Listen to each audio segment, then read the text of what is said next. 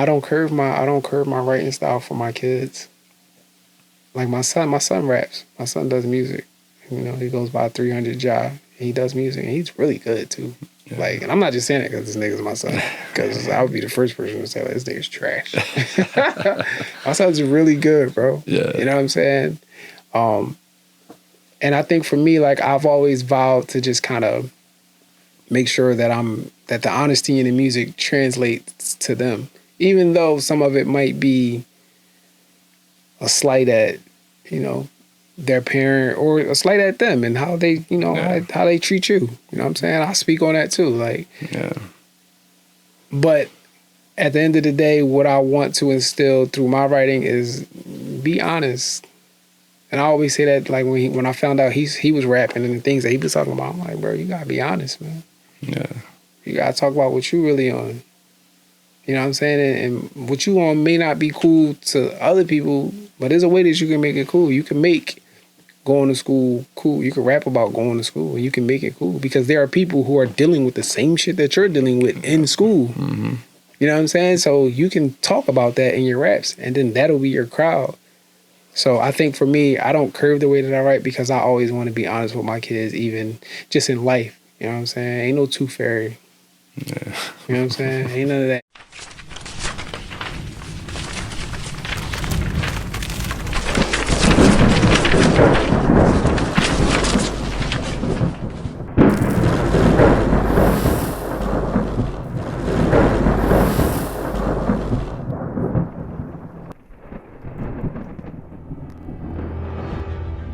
See, walking away is one thing.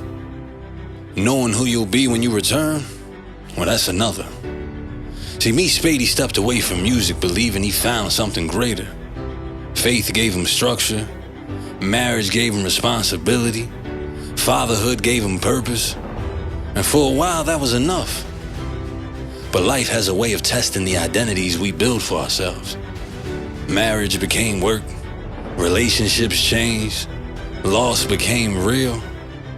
And the emotions that once found their way into 16 bars had nowhere to go.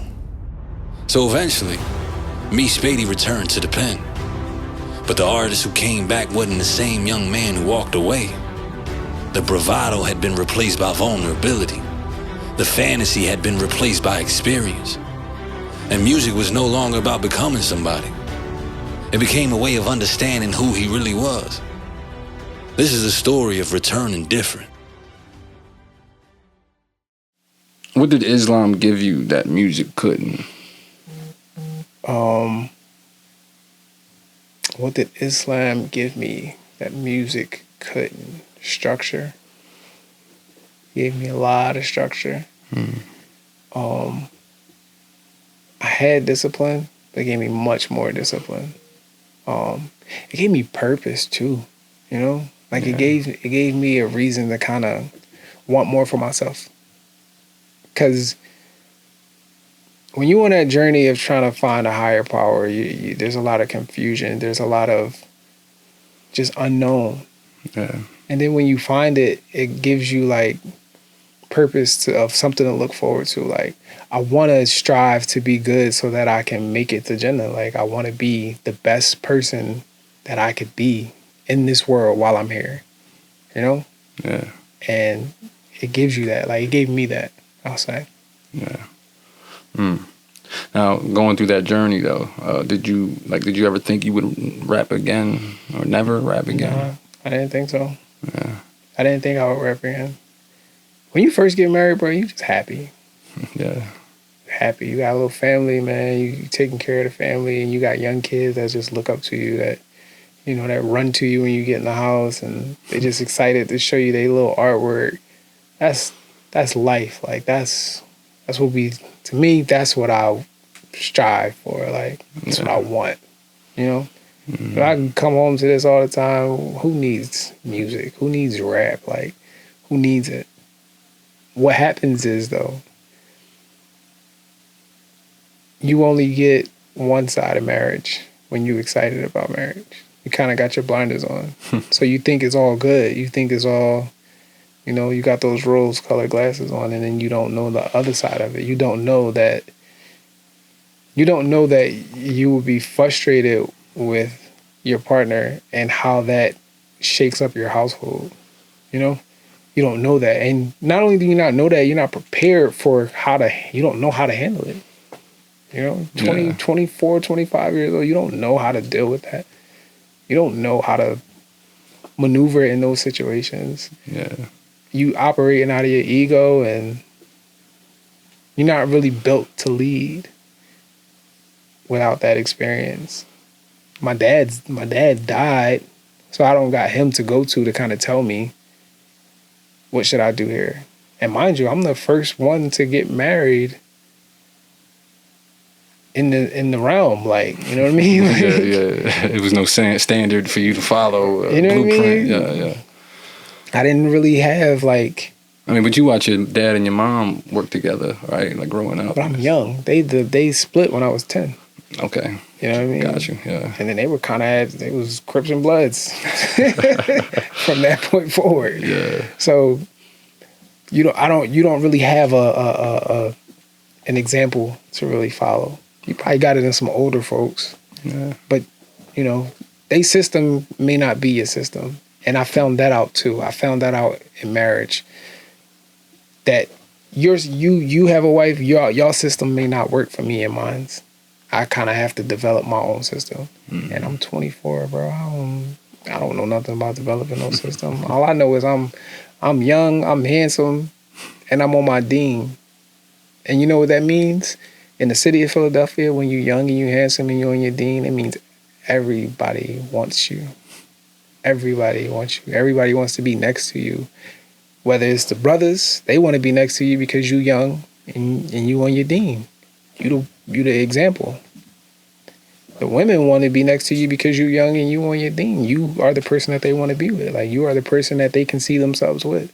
So yeah, that's what I knew. And I'm just kind of operating in my ego a little bit. Like, you know what I mean? Yeah. I mean, there's one thing I understand is that, like, you know, and I don't practice Islam or whatnot. I'm not Muslim, but, you know, I got married at a young age. Even joined the military. You know, the way you describe in this discipline that it's very militant. Yeah, it's very militant, and you know, I want to say I was on my dean for a while. You know, I was like, when I came back, man, I was fit. I was, you know, I could run miles. You know, I get you. Healthy, sexy. You know what I'm saying? Yeah, Prophet. No bullshit. The fellas want to be around that energy. Mm-hmm. The women want to be around that energy, and I get it. You know. But the one thing they don't tell you is that once you get past that honeymoon, that puppy love phase, there is that frustration of togetherness. Togetherness. They don't tell you that you gotta work it out. It's work from there on. You gotta work to stay married, bro. Mm-hmm. You don't necessarily have to work to stay in love, but you gotta work to stay married. Yeah. And even that's a whole nother component. Working to stay in love and then working to stay married. Like that's you're not gonna understand at 24, 25 years old, dog. Yeah. You're just not, man. You know what I'm saying? So yeah, I took my L's early, bro. Yeah. I took my L's early. Yeah, I understand, man. So, like, thinking about the music and whatnot, right? And we still in chapter 3, walking away and whatnot. Did you ever think about it? You know, were you afraid that people would forget about you, forget about your art? I don't even want to be remembered. I don't even want to be remembered, bro. Because I'm not. That's not my purpose. I'm not doing this for legacy. You know? Yeah. Even though the accolades, they speak for themselves.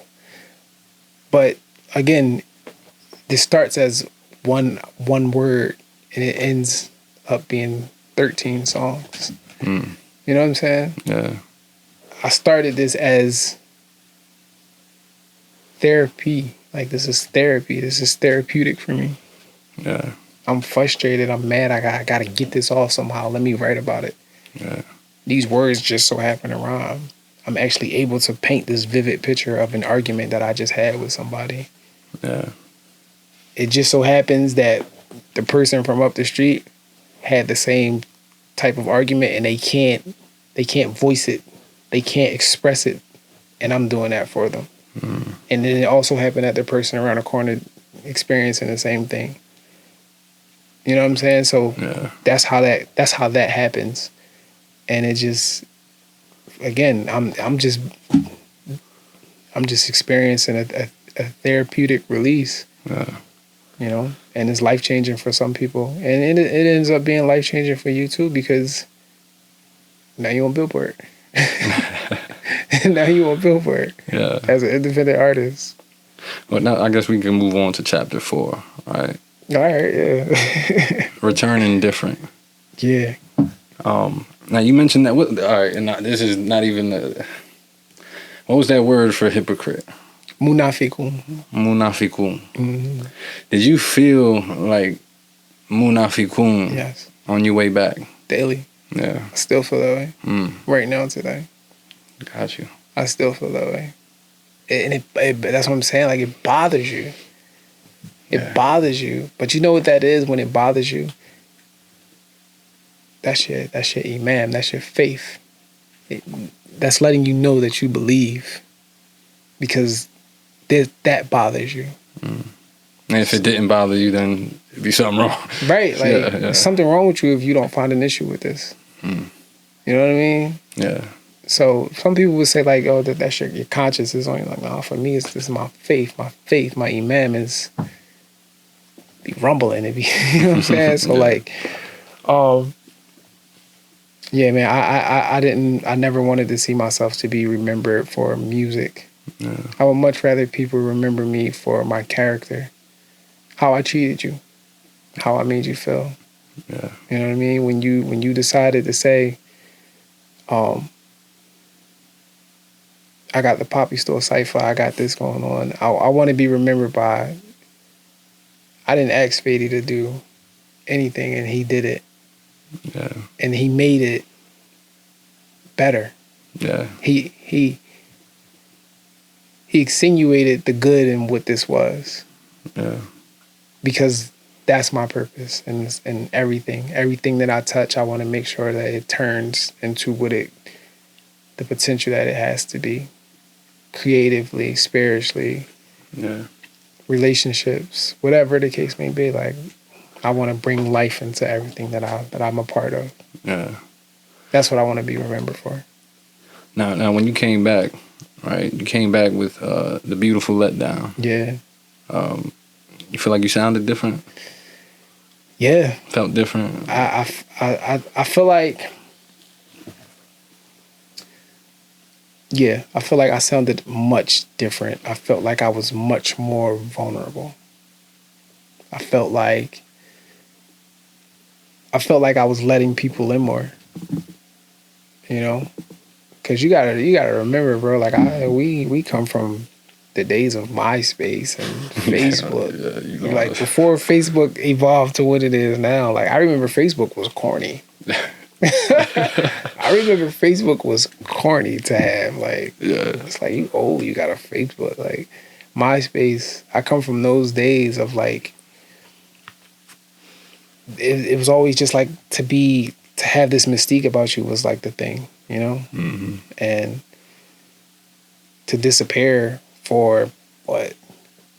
A good what? I don't know how many years. I don't know how many years I left. To disappear for a good 5-6 years and then come back. And now you talking about real life stuff. You talking about depression. You talking about suicidal ideation. You know, and that's not to say that I wasn't talking about it before, but I think I was just more vivid. I was more in depth. I was more intentional with it, you know. My stuff from 2008, the streets may be ices, the streets may be Spadies, like, surrounded by negativity, 6-letter name gang. Like, I'm talking crazy on a lot of that stuff. It's a lot of drug talk. It's a lot of shooting and beating people up and all that. And that's not to say, like, that any of it is not authentic. But it's not mature. And I wasn't mature. So I expect when I come back with the Beautiful Letdown, for it to be mature, you know, alternative adult rap. I was going to ask you too, like, you know, what changed inside of you? Is that maturity? Is that what that would? I would have to say. I would have to say that there was a level of experiences that I had in my life. I lost a great friendship with my cousin. You know, marriage failed. Marriages failed. You know, father of multiple kids. You know what I'm saying? Child support, all like just going through the ringer, man. Like I was going through it. And then on top of that, you got life kicking your ass. Yeah. You know what I'm saying? Yeah. You got life. Life is hitting you with jab, jab, slip, cross. You know what I'm saying? Like life is giving you work too. So yeah, I think that all of that wrapped up. The Beautiful Letdown was kind of like an emotional explosion. It's the best way for me to put it. Yeah. It was an emotional explosion. Even the title, Beautiful Letdown, like. Yeah. So I think that's the best way that I can kind of sum up that project, and just coming back more mature. And that wasn't even supposed to be a thing, The Beautiful Letdown. Bank with the Dank was the reason why that even got put out in the world. Yeah. Because I was just sneaking and recording and rapping, you know? Yeah. Yeah. No, it's funny because The Beautiful Letdown, it's like, you mentioned that title alone, it's like, it's like an oxymoron, yeah. You know what I mean? Like, and then you had gone through all that pain with your cousin, your marriages, life, and whatnot. Do you think, and I don't know if you were going through that much pain as a young boy when you were doing the other, when you were releasing the other things, but do you think pain made you a better writer? Yeah. I will have to say it does. I think pain makes me a better writer because, you know what Bank told me one time, about, I think it was like, I got these series of songs called Ventilations, right? And I got like one through I think 5 now. 5 is actually on this album. And he told me, he was like, you need to get hurt. Somebody need to hurt you so you can give us another ventilation. I'm just like, damn, like, Yeah. that's kind of crazy. Right. You know? But I think that the vulnerability of that pain helps you become a better writer for sure. For sure, me, I would think so. 1 second.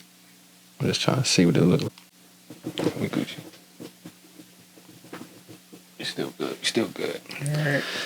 Now, you seem to write from places most artists try to hide. Yeah. You know, why? Why do you think that is? To be different. I noticed early on that there was a void in realness in music. I tell people all the time, like, Joe Budden is one of my favorite rappers. I love Joe. And, you know, niggas look at me crazy when I say that. Joe. They be like, what? What? The Pump It Up Boy? I'm like, yeah. I'm like, y'all don't know. Nah, they can't look past the Pump It Up, Joe. Yeah, You be like, yo, Ordinary People alone, that whole series alone. Like, man. And I when I say that, people look at me crazy, but not Ordinary People, Ordinary Love. Ordinary Love. Yeah, my fault, yeah. He was one of the most vulnerable artists I've ever come across. Yeah. And I came across him at a time where I needed that. So that was like inspiration for me. You know, a lot of this is, I quoted him so much on The Beautiful Letdown. You know, Ventilation 2 is a Joe Budden inspired track, literally down to him rapping off that same beat that I chose. But I felt like there was a void for just honest music. What's really going on? It was so many people trying to play the game. And there wasn't enough people saying what was really happening. Like, yeah, we rap, but we ain't all rich. We ain't all got Rolexes. Yeah. And we ain't all okay. All of us don't got it all. Yeah. And I mean that in so many ways. Yeah. You see what I'm saying? I know exactly what you're saying. Yeah. So for me, that needed to be touched on. Yeah. And I don't know if it was some people were scared to talk about it But for the credit for that for me, it goes to G-Dep and it goes to Joe Budden, because they were the only two artists who I know that were doing that, like talking about real life. And I could go Ghostface Killer on one song I remember he had long time ago, but he was all, you know, they were playing a game. But G-Dep and Joe Budden, man. It's crazy because, you know, I can see Joe Budden. I know a lot of people don't. I get it too. I'd be like, yo, what? Ordinary Love alone for me, I'm like, fire. And he's talking to God in another one. And there's a couple Jones that I love of him. But G-Dep don't ever really get mentioned. Never, you bro. mentioned him just now. G-Dep, like, bro. Yeah. G-Dep had a Child of the Ghetto. Man. Wow. I sat in the kitchen and put scratches on that CD, cuz. Scratches, you hear me? Yeah. Shout out to G-Dep, man. I just liked one of his posts on Instagram not too long ago. I commented on one of the posts and he liked them. I was hyped as shit. Nice, like, yeah. oh, like the deputy, man. Like the deputy. Yeah, that's the deputy. fire. That's dope. You know, I gotta agree with your sentiments on the authenticity of music and artistry and whatnot, because I have gone through my own version of it, just being like a battle rapper.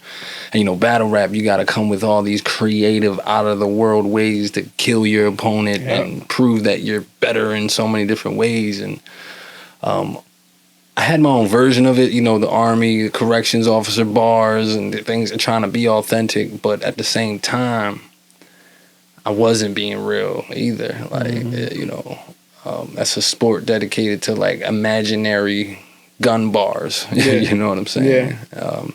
And it started to translate over to my music as well, to where like one of my most viral joints is a Big Pun 100%, but my cousins and family got guns in the background.